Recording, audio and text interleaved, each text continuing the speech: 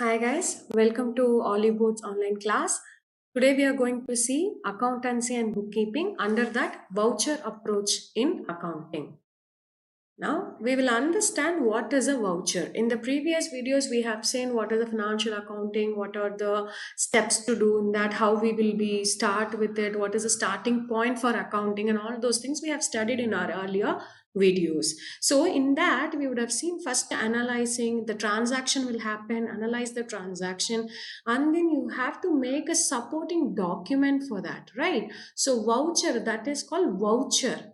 All right, voucher means that supports or that witness a some transaction. If some transaction is happening, there should be some evidence for that.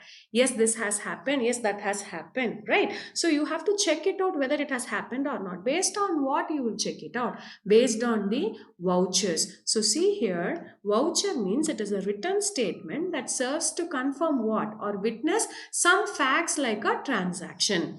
Primarily, it is a document that shows goods purchased or services rendered or authorizing the payment, indicating in the ledger account in which these transactions have to be recorded. So, which means voucher means it is simply a document which shows a transaction has happened. If a transaction has happened, for that, you should make a written statement, and that is called what? Voucher. So based on that we will start accounting in our books. So it is a basic for our accounting. Now, what are the uses of voucher? It is very useful for what, guys? To have a control over the process.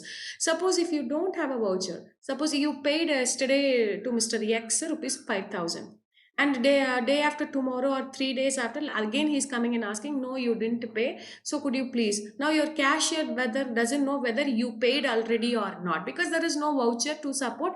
You were not there at that time, and again he will pay. Correct. So what happens here in the absence of miscommunication, or in the absence of communication or miscommunication, there is a there may be a chances of what double payment, or there could be chances of misleading in your accounts. So what happens to avoid all those things? We will maintain what voucher. So immediately you will say, okay, fine. When you are asking, let me check in the vouchers whether already there has been paid or not. So you can check it also. It places a control over there. All right. And several, if somebody is coming and asking you, okay, I have provided so many services, could you please give me the payment, or these are all my invoices. So you can immediately check, yes, so many services we have taken from him and we didn't pay yet. Yes, we will pay at once, and you will make a payment voucher and you will say, yes, I paid you on this and this date for all these invoices. Yes, it makes simple. And anyways, voucher will be pre-numbered, because it has to be pre-numbered so that it helps what audit trial, which means you can't cheat. Suppose if one say for example first voucher is there and fifth voucher is there, where goes that second, third, fourth? Where are those vouchers? It got missed out, it got misplaced, where it is? Then you will ask, okay, somewhere it has to be there, let me check. Correct. So it helps in checking, and it makes the accounting easier. All right, and it makes the cashier accountable. All right, these are all the uses of voucher. And when we talk about types of accounting vouchers, we have cash vouchers and non-cash vouchers. What does it mean? Cash vouchers means it deals with cash. It can be either any mode, banking mode or cash in hand mode, because in accountancy we will use both as cash only, bank or cash, both the things. So under cash voucher we have debit or payment voucher, credit or receipt voucher. Payment means debit voucher, receipt means credit voucher. Suppose if the business is making payment, then in that case you have to generate which voucher? Debit voucher or payment voucher. Suppose the business is receiving the payment, receiving the payment means that they are receiving the funds. All right, then in that case it will be credit voucher or receipt voucher. And these things are what? Cash vouchers. And non-cash vouchers, you have transfer voucher or supporting vouchers. So transfer voucher means basically we call that as journal vouchers, which does not deal with cash, where you want to adjust the accounts without impacting the cash, or where you want to transfer from one account to another account without impacting the cash, without impacting cash or bank or payments or receipts, then that type of vouchers are called as what? Transfer vouchers. And supporting voucher means it is a document. It is a document, or it is supporting evidence for the transaction happened. We'll see one by one. Now, debit or payment voucher. A payment voucher is used to record what? Obviously, payment of cash or check. Check in the sense bank payment. Nowadays, it is online or internet banking. So now what will happen in this case? What will happen? Money is going out of the business. So already we have seen in the earlier classes, money is going out of the business means cash is a real account. It is asset account. So debit what comes in, credit what goes out. So money has to be credited. So there will be an outflow of funds. Now see, I have given the debit voucher. So here name of the firm, address, date, voucher number you will write, and debit to whom you have paid. Because debit the receiver, you should have paid to somebody. No, debit the receiver or debit the expenses. For what purpose you would have paid? Either you would have paid to your vendor, or you would have paid, vendor means creditor, or you would have paid for any expenses. So when it talks about creditor or vendor, or then it will be a what account? Personal account. So it is debit what? Debit the receiver, credit the giver. So debit we will do because your vendor is receiving the payment. You are making means he is receiving. So debit the receiver. So debit vendor. Or expenses, suppose you are paying for electricity, you are paying for rental. Then rental or electricity is an expense. Expense falls under which account? Nominal account. What is the golden rule? We have studied in the previous videos. Golden rule means what?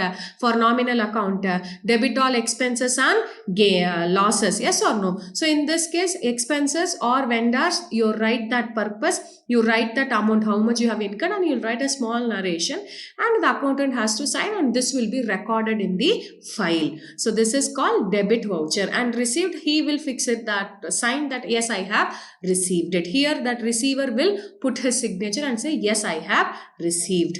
Yes or no? So debit voucher or payment voucher used to record what? Payment, and this is how it looks like. Next one, credit voucher or receipt voucher.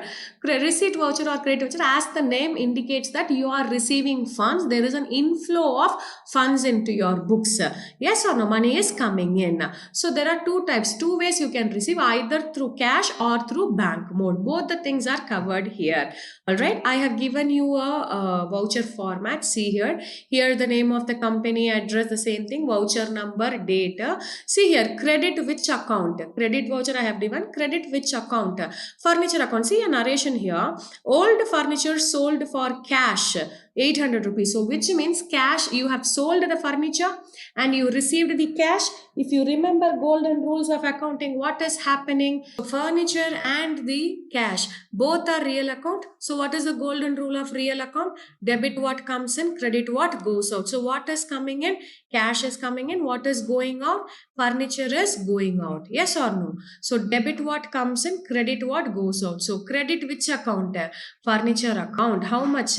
800. Are you getting it? So based on the golden rules, I explained you how this credit and all those things. All right. So credit voucher means it is a receipt voucher. When you receive something, when you receive from your debtors, or when you receive from your revenues, or your sales, or when you receive from any of the activities, then you will prepare this voucher, credit voucher, and this is how it works. And the format might change from company to company, but basically these are all the information to be given.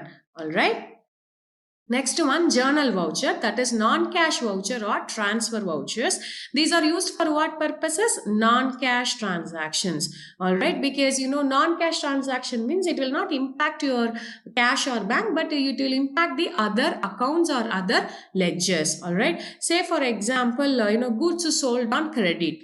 Because you sold goods to whom? Mr. X. You sold goods to whom? Mr. X. So how much? 5,000 rupees you sold. Now somewhere you have to record it. No, because if you didn't record, you don't know that X has to pay you. Now what will happen? Sold means what? Sales. Sales is what account? Nominal account. Sales is what? Nominal account, because it is a revenue. What is the golden rule? Debit all expenses and losses, credit all incomes and gains. So it is a revenue or not? Income or not? Yes. So credit. So we know sales account will be credited 5,000. Yes or no? Sales account will be credited 5,000. Now, who is Mr. X? He is receiving goods from you. He didn't pay you anything. So, Mr. X will fall under which account? Natural person. So, it is a personal account. What is the golden rule of personal account? Debit the receiver, credit the giver. Mr. X is receiving or giving. Mr. X is receiving the goods. He is not yet paid. He has yet to pay. So debit the receiver. So debit whose account? Mr. X account 5,000. So now see here, journal voucher, voucher number, dated. So debit whose account we will do here? X account 5,000. Credit what account? Sales account, income account 5,000, and you will sign it. Yes or no? Now you will have a track that yes, Mr. X has to pay 5,000. Yes or no? Here if you see, it does not impacting your what? Cash or bank account. Correct? So these type of vouchers are called as journal vouchers or transfer vouchers. Next one, supporting voucher. It is nothing but I already told you. It is an evidence. It is a proof. That's what we can say. For example, see petrol bills. Alright, you have to attach. It is a primary voucher. It is a support for making you to do the accounts. Say for example, I can book in my books. I can record in my books. I paid rent of 10,000. I paid electricity bill of 2,000. I paid petrol charges of so much. So where is the evidence? How are you telling that you paid all these things? So I need something to see, right? Those vouchers are called as what? When you submit me these bills, when you submit me those invoices, then those are all called as what? Supporting vouchers. Example, petrol bills attached to conveyance voucher is a good example of what? Supporting vouchers. I hope you guys understood the voucher accounting. Wish you all the best. Thank you.